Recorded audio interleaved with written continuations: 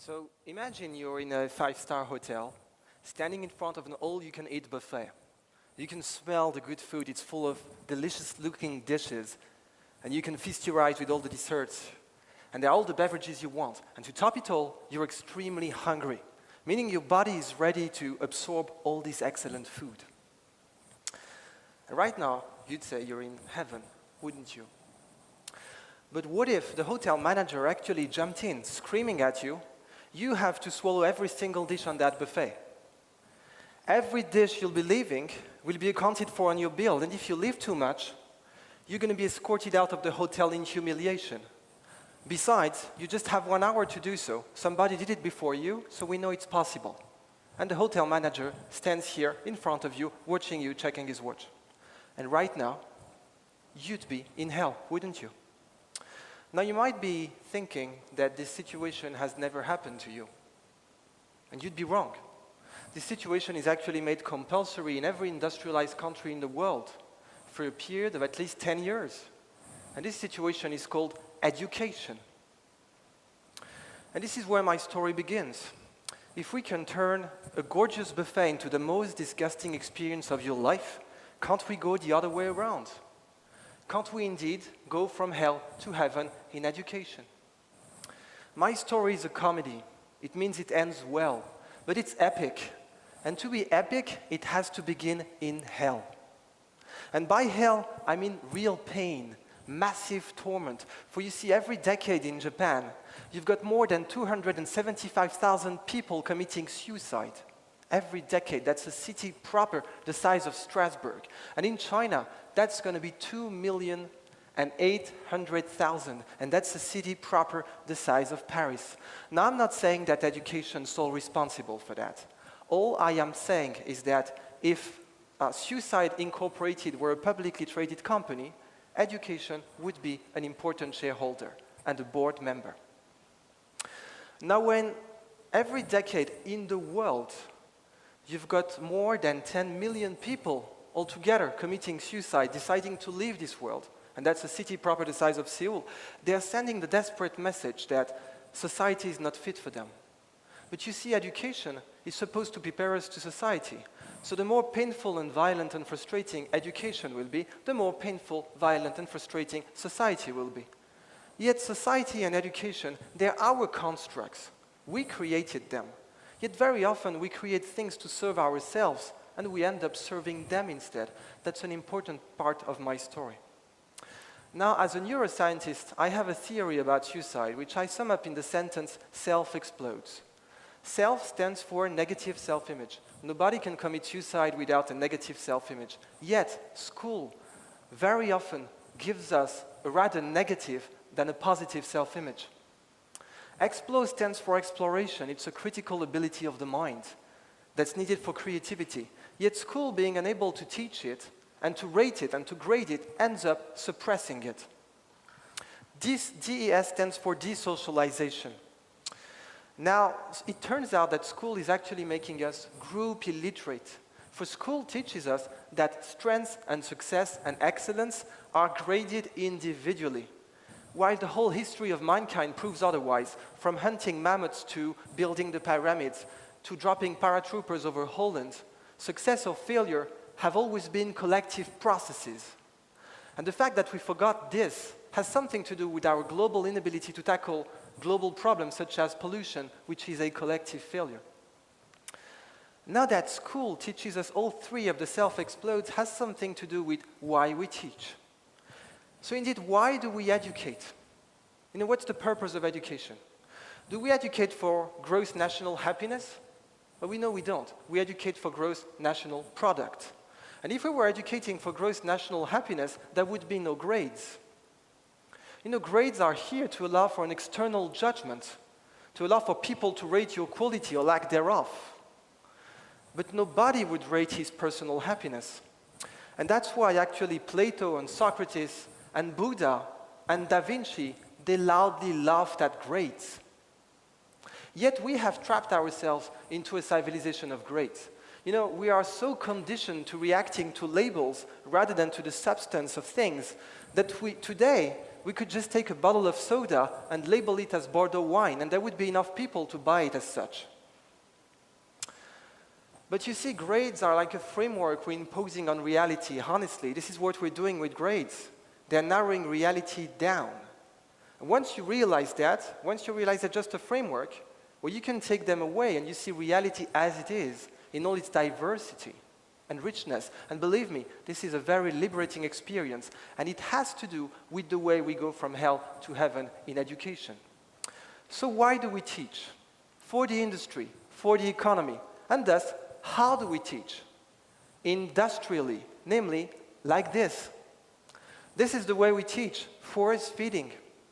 The appetite of students doesn't matter. What matters is that a given program be actually injected to their mind forcibly.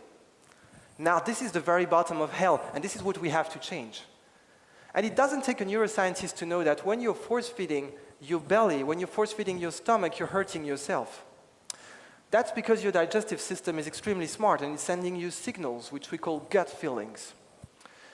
And the digestive system is so smart, we actually call it the second brain, because it has the second largest concentration of nerve cells in our body, second only to the first brain, that is the brain and the spine. Now we must admit one thing. If school were actually force-feeding the second brain of your children for one single day, you'd be all scandalized. If you'd learned that school had been force-feeding your children one day, you'd be terminating school immediately. Now, how come what we don't accept for our second brain, we accept for our first brain, not for one day, but for 1,800 days in a row? It makes no sense at all. Is it any surprising then that so many people end up being disgusted with knowledge? Is it any surprising then that such a piece of knowledge as tasty and spicy as mathematics ends up being disgusted by so many people? You know, mathematics are actually the fine spice of the mind. They're extremely tasty, but their taste is extremely peculiar as well. And some people like it at once, others need to develop a taste for it. Everybody can like it, but nobody should ever be made to swallow mathematics without developing an appetite. And indeed, when we're force-feeding geese, what do we obtain in return? Foie gras, right? Now, when we're force-feeding the brain, what do you expect to obtain, honestly? But what's most ironic is that some of these brains will die, some of these brains will kill other people, but the fattest of all will actually become our leaders. The people governing us, the people making decisions for us, are the ones who have been selected through this process of intellectual force-feeding. Now, this is the very bottom of hell. Can you imagine the mismanagement it's provoking? And believe me, I'm French, I know one or two things about mismanagement. Now, enough of visiting hell. What we've been doing is that we've been trying to force the brain into a box. Our education is a box, and our brain is forced into it. But our brain is bigger than this box. That's all. And humanity has been forcing itself into boxes throughout its history. Like we've been forcing our humanity into boxes. Now, there was a beautiful period in our history in which we understood this fact, that humanity tended to force itself into boxes. And this beautiful period was the Renaissance. And this is during the Renaissance that the magic formula I'm about to give you to go from hell to heaven in education was first elaborated.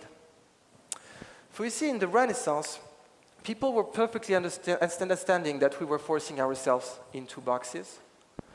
And people were coming up with magic formulas indeed, such as this one.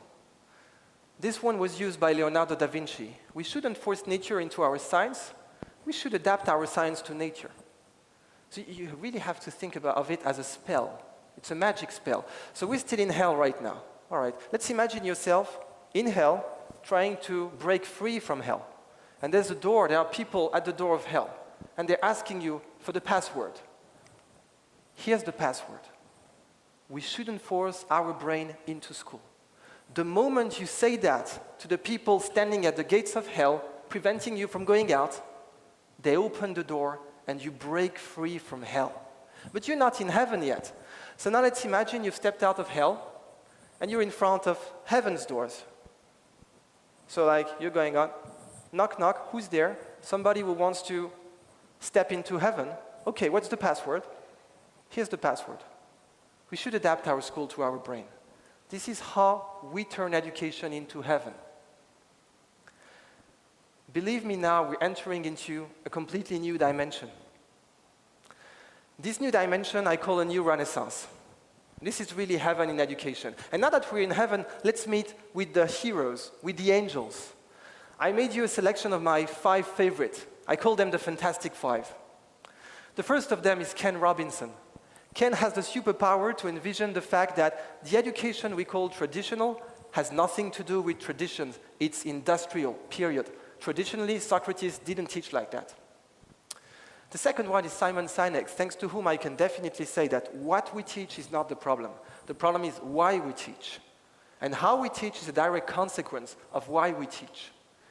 The third one is Gunther Pauli, and to me is a new Da Vinci. This guy is saying we shouldn't force nature to look like our economy. We should force our economy to resemble nature. And the moment we do that, we're going to reap tremendous profits and tackle pollution. The fourth one is Matthew Peterson. His superpower is that he can teach mathematics with no language and with video games. And the students he teaches to actually end up performing better at standardized tests. And it is not surprising to a brain scientist at all, because just like pleasure is the normal way of absorbing food, pleasure is the normal way of absorbing knowledge. Pain should never be the way of absorbing knowledge. Pain is not natural to absorb knowledge. And that's why actually mammals play to learn, because playing is learning. And hence is coming my fifth angel, Jane McGonigal. She can envision a world in which actually school will be more addictive and immersive than video games. Can you imagine that? A world in which you'll be asking your kids, please, come on, play video games. You've been going to school for too long. But the point is that it's extremely easy to imagine when you think about it. Because in the metaphor of the buffet, school has actually the largest selection of food to offer. So if you have developed an appetite, indeed, school has a better selection of food than even video games. So now that we've stepped into heaven, what's our contribution today? What are we bringing to this new heaven of education? Only one thing, brain ergonomics. All I'm telling you today is that our education is not ergonomic to our brain. And why should it be? It was developed way before we knew anything about the brain. So my core message here is that if this is our brain, this is what education stimulates at best. Now what does it give us? If this is a physical problem, if this is an intellectual problem, education is teaching us to grab it this way. It's not working, it's exhausting us, and it's painful. The moment you realize your brain is like that, you can grab problems this way. You're going to be able to hold them for a much longer period. It's not going to hurt you, and actually it's going to be more elegant. So this new renaissance I'm talking about is actually a new renaissance when you think about it. And believe me, we've learned absolutely nothing yet. So this is the end of my story. Thank you so much for having listened to it. And the next time you'll be standing in front of an all-you-can-eat buffet, I'm quite sure you'll be thinking twice.